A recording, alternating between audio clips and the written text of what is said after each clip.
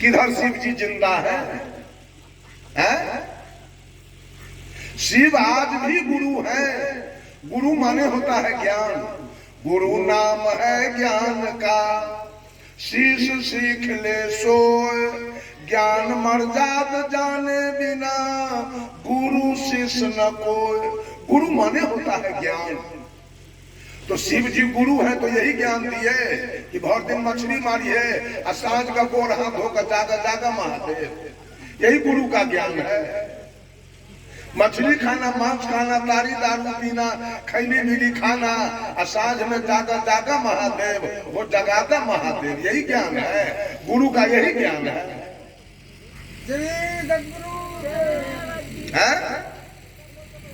गुरु का काम है बुरे कर्मों से हटाना, शिष्य को अच्छा मार्ग बताना। कि गुरु का काम है गलत मार्ग बताना। अपने भी बदनाम होते हैं, शिष्य को भी बदनाम करते हैं। सारे लोग मरे हुए व्यक्ति के हमको कहा तो कबीर जिंदा, हम कि नहीं कबीर जिंदा नहीं, कबीर भी गए। हम कि हमको कहा भजते किसको हैं? हम कि हम ये वर्तमान का कबीर हमारे आचार्य श्री धर्म संप्रदाय। हम मरण कबीर के पीछे रहने वाले नहीं हैं, हम जिंदा कबीर के पीछे रहते हैं।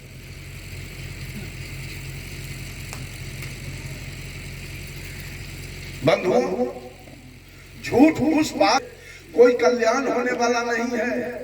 मरे हुए लोगों के पीछे रहने से, हम मरे हुए लोगों के आपको जरा देखिए, आचरण को उतारने का कोशिश।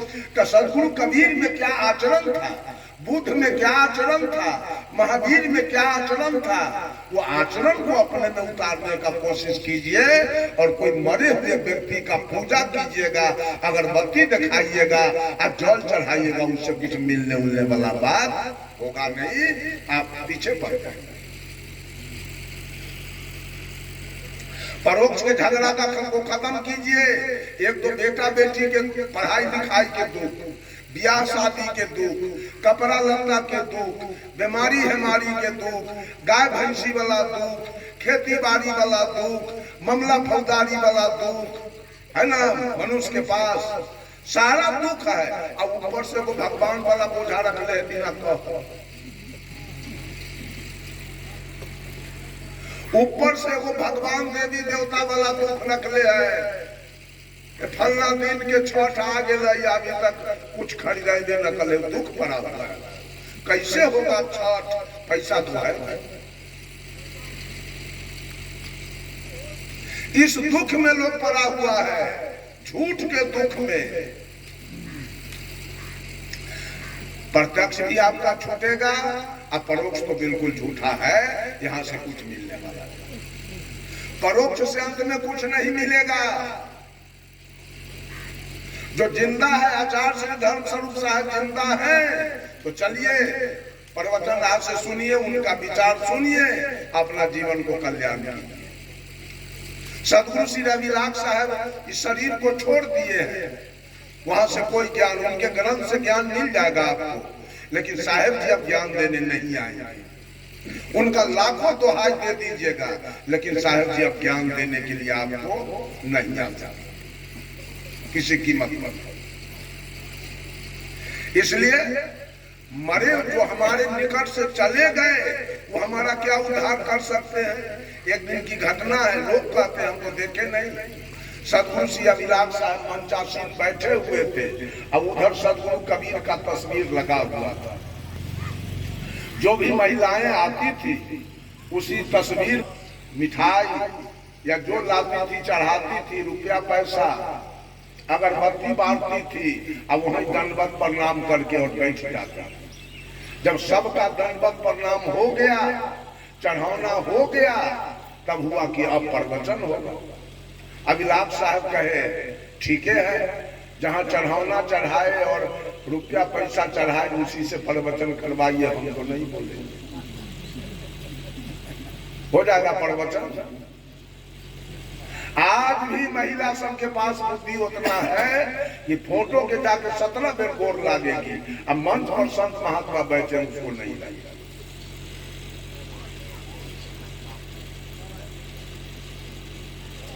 ये परोक्ष के पीछे सारा दुनिया मरने के लिए तैयार है, और न तो प्रत्यक्ष के पीछे मरने के लिए तैयार है। और तीसरा हमारा पॉइंट है अपरोक्ष। अपरोक्ष का अर्थ होता है जो है और वो दिखाई नहीं दे रहा। प्रत्यक्ष है, परोक्ष नहीं है, और अपरोक्ष है लेकिन दिखाई नहीं दे रहा। घट घट में वो परमात्मा की सत्ता अपरोक्ष रूप से बैठा हुआ है। हर घट में अगर परमात्मा न रहे तो ये कान सुनेगा, नाक सुनेगा, आंख देखेगा, मुंह बोलेगा। बेटा मर गया तो माँ चिल्ला रही है, कहती है रे बाबू तनका बोलो न रे बाबू। अब बोलेगा, परमात्मा तो निकल गया है, अब कौन बोलेगा? परमात्मा की सत्ता घट में है तो आंखें देख रही है, कान सुन रहा है, नाक सुगंध दुर्गंध ले रहा है, मुंह बोल रहा है, खा रहा है, त्वचा स्पर्श कर रहा है। परमात्मा निकल गया, आंख का क्रिया बंद होगा, कान का क्रिया बंद होगा, नाक का क्रिया बंद होगा, मुंह का क्रिया बंद होगा, त्वचा का क्रिया बंद हो जाएगा। ये शरीर लाश हो जाएगा और ये स्मशान में जाके जल के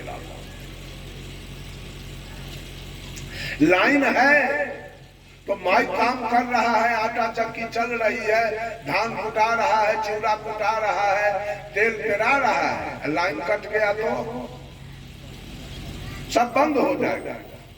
उसी प्रकार से आत्मा की सत्ता इस काया में है तो सारे क्रिया चल रहे हैं, आत्मा निकल गया सारी क्रिया बंद हो जाएगा।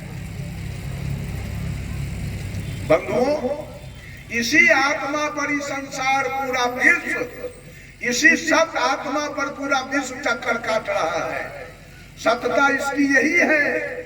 अगर सत्य न रहे, पूरे विश्व की जनसंख्या हिंदू, मुसलमान, सिख, ईसाई, पारसी, यहूदी मिला के लगभग 7.5 या 8 अरब इसकी जनसंख्या है। 8 अरब के अंदर से ये आत्मा काया से निकल जाए तो दुनिया में क्या सब होगा? भगवान सब क्या करेंगे? 8 अरब के अंदर से ये आत्मा निकल जाए तो अल्लाह क्या करेंगे? यहाँ बकरी चढ़ाएंगे। अब भगवान क्या करेंगे? कौन कौन काम होगा? यहाँ रेलगाड़ी चलेगी, बस चलेगा, कोर्ट में न्याय होगा, स्कूल में पढ़ाई होगी, हॉस्पिटल में इलाज होगा।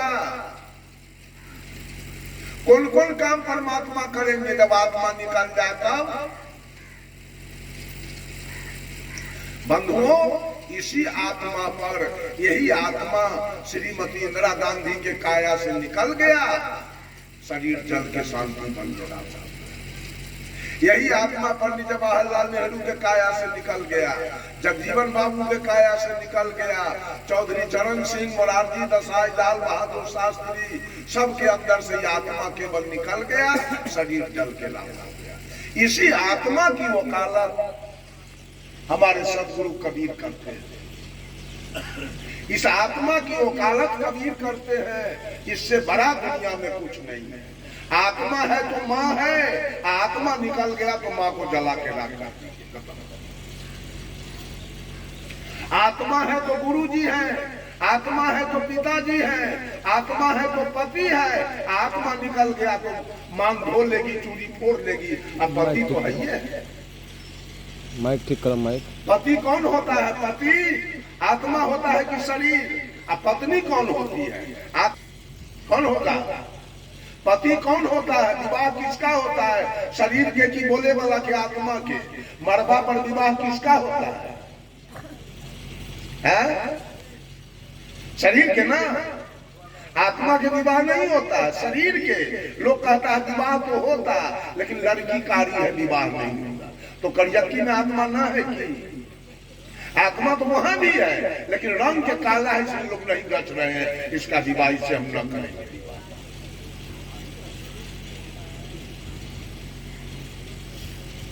शरीर का विवाह होता है। इको कम करो। बंधु, यही आत्मा कितनो सुंदर कोई लड़की है, कितनो सुंदर प्रधानमंत्री नरेंद्र मोदी क्यों न हो, अभी आत्मा निकल जाए, बस वृंदावन बिहारी लाल की जय कर। ये आत्मा तीनों लोक का दृष्टा है, तीनों लोक में, तीनों काल में सत्य है, और तीनों काल में इसमें कोई परिवर्तन होने वाला नहीं है। यही एक सत्ता है जिसको साहेब कबीर ने दुनिया वालों को बताया। इस सत्ता को समझा जाए, यही सत्ता है तो रामायण महाभारत गीता सुसागर वेद पुराण स्मृति उपनिषद दिखा गया। अगर ये सत्ता नहीं होती तो लिखता कौन? यही सत्ता है तो सारे नाम की चर्चा हो रही है। ये सत्ता न रहे तो नाम आएगा कहां से? कबीर साहब कहते हैं 5 तत्व का पुतरा युक्ति रचा मैं कीव, अब मैं तो ही पूछो पंडिता शब्द बड़ा की जीव। बड़ा कौन होगा? पहले मैं आया मां के पेट से बाहर कि पहले रमाशंकर आया? कौन आया पहले? नाम आया कि जीव आया पहले? कौन है पहले? नाम की जीव? जीव है तब इसका नाम नाना नानी मामा मामी मौसा मौसी फुआ फूफा एक नाम इसका रख दिया बड़ी के रमाशंकर।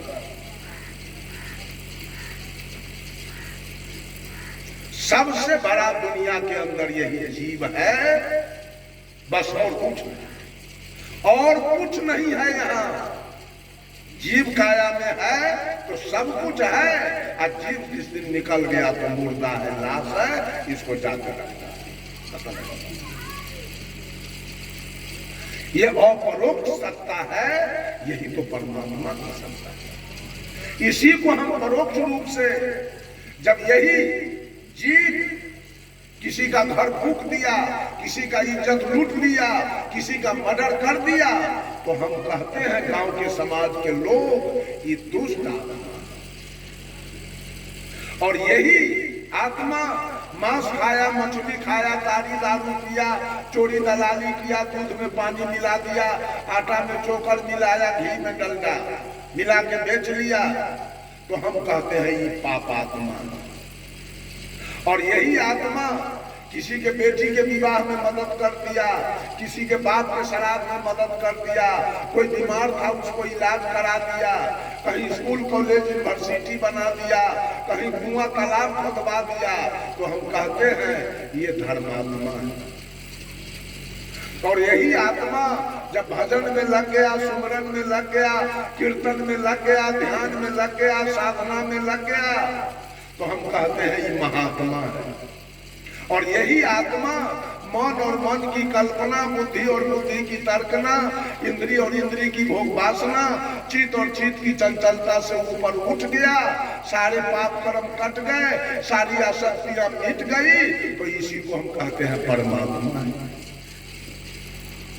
आज तक की मनुष्य अज्ञानता बस भगवान के खोज में लगा, भगवान को खोजते खोजते सारा दुनिया व्याकुल बना, मिला किसी को नहीं, इसलिए कि बातें झूठ है, मिलेगा कहीं नहीं। और जो मिलने वाला है, जो मिलने वाला है उसको लोग खोज नहीं रहा है, और जो न मिलने वाला है कभी खोजते खोजते उसके लिए परेशान सारा रात दिन इकट्ठा लोग किए हुए हैं भगवान के बारे में। अब वो है नहीं जो किसी को मिल जाए, और जो है उसके खोज में कोई है। यही आत्मा है, इसी का वकालत हमारे सदगुरु कबीर, कोई आवाज का वकालत किया है, कोई रूप का वकालत किया है, कोई प्रकाश का वकालत किया है, कबीर साहब इस आत्मा का वकालत किए हैं। आप ही लोग बोलिए, ये आत्मा के सिवा कुछ है दुनिया के अंदर? कितनो सुंदर शरीर है आपका, वो आग में जल के राख हो जाएगा। कितनो सुंदर शरीर है, जल के राख हो जाएगा। आत्मा के बिना ये दुनिया बिल्कुल सूना है। यही आत्मा है तो ये गरैया गांव है, आत्मा निकल जाए तो गरैया गांव खत्म हो जाएगा। एक लिखिए, एक लिखिए, उस पर 1 जीरो दीजिए, कितना होगा? 10। 2 दिया तो 100 और 3 दिया तो 1000, 4 दिया तो 10,000, 5 दिया तो लाख। एवं प्रकार से जीरो देते चलेंगे हम, तो अंत में कितना होगा? संघ, महासंघ। अब महासंघ पर पहुंच गए, एक को हटा दिया, अब कितना बचा? कितना बचाया? तो जितना बैठे हैं शरीर सब जीरो है, यही एक आत्मा है, तो सबकी गिनती हो रही है। एक आत्मा निकल गया, सारी सृष्टि जीरो हो जाएगी, सारा सृष्टि समाप्त, कहीं कोई बच नहीं। के खोजेगा परमात्मा के भगवान का पूजा करेगा? कोई तो शेष बचेगा नहीं, सब खत्म हो जाएगा। यही आत्मा सबसे बड़ा है, इसको जरा जाना जाए, इसको पहचाना जाए, इससे प्रेम किया जाए, इससे श्रद्धा किया जाए, इस पर दया किया जाए, आपकी भक्ति पर प्रत्यक्ष स्नेह उतना मत रखिए, प्रत्यक्ष स्नेह उतना ही रखिए कि जमीन है तो जाके खा, गाय भैंसी है तो दूध के दूध खा लीजिए, बेच करके पैसा कमा लीजिए। प्रत्यक्ष से यही मिलेगा। नौकरी करते हैं, कमा करके खाइए, कपड़ा लत्ता पहनिए, घर द्वार बना करके उसमें रहिए। प्रत्यक्ष से यही होगा, जो उससे अपना कुछ काम कर लीजिए, वो छूट जाने वाला है। प्रत्यक्ष से जस कमा लीजिए, छूट जाएगा। अब परोक्ष के पीछे रहते रहते अंत में हाथ खाली हो जाएगा, कुछ नहीं मिलेगा। हम ही लोगों के जैसे राम थे, वो भी माँ के गर्भ से आए थे, माता पिता से। हम ही लोगों के जैसे सब जितने लोग आए, सब इसी तरह आए, लेकिन उनमें वही था कि वो परमात्मा की डिग्री पर चले गए, हम लोग आत्मा की डिग्री पर अभी तक है। वही विद्यार्थी है, वही विद्यार्थी कल कलेक्टर होगा। ये लोग कलेक्टर के पोस्ट तक पहुंचे, हम लोग विद्यार्थी के पोस्ट तक है। हमारी पहुंच वहां तक नहीं हो रही है परमात्मा। ये लोग परमात्मा हो गए, विशेष ज्ञान हुआ, विशेष का इतना ऊंचा उठ गए, परमात्मा की कुर्सी तक पहुंच गए। शरीर से कोई औरत, कोई मर्द, कोई कुत्ता, कोई गाय, कोई भैंस, कोई हाथी, कोई घोड़ा, कोई सांप, कोई बिच्छा हो सकता है, लेकिन आत्मा की दृष्टि से देखा जाए तो सब में वही आत्मा है, विराजमान है। अब मैं थोड़ी सी चर्चा इन 3 विषय पर किया, प्रत्यक्ष, परोक्ष और अपरोक्ष। प्रत्यक्ष छूट जाएगा, परोक्ष मिलेगा नहीं, और अपरोक्ष आपका एकदम बिल्कुल नजर के सामने। प्रत्यक्ष छूट जाएगा, अपरोक्ष कभी मिलेगा नहीं, अप्रत्यक्ष अपरोक्ष आपके सामने है। सारे बैठे हुए हैं, इधर देवी, इधर देवता, इनके पीछे रहिए, इनसे कुछ ज्ञान लीजिए, इनकी सेवा कीजिए, इन पर दया रखिए, इन पर सब कुछ कीजिए, आपका कल्याण हो जाएगा। जस कहाँ आपका काम करेगा? मरलाबा के 100 रुपया चढ़ा दीजिएगा तो 10 कोई देगा, लेकिन जिंदा के 100 रुपया दे दीजिएगा कोई काम में, तो आपका जस नाक हो जाएगा वहां जाकर। थोड़ी सी चर्चा मैंने किया प्रत्यक्ष, परोक्ष और अपरोक्ष पर। अब मैं अपने वाणी पर विराम लेता हूँ, और हमारे सामने कबीर आश्रम गोरबा से परम पूज्य हीरामन साहब, अभी शंभू साहब का कार्यक्रम नहीं होगा इसलिए कि समय खत्म हो रहा है, 11 बजे बंद करना था, लेकिन कुछ बढ़ी हो जाएगा। हीरामन साहब का तो कोई हर्ज नहीं है। अब दूसरे सत्र में शंभू साहब का कार्यक्रम आप लोग सुनेंगे। बोलिए सद्गुरुदेव की।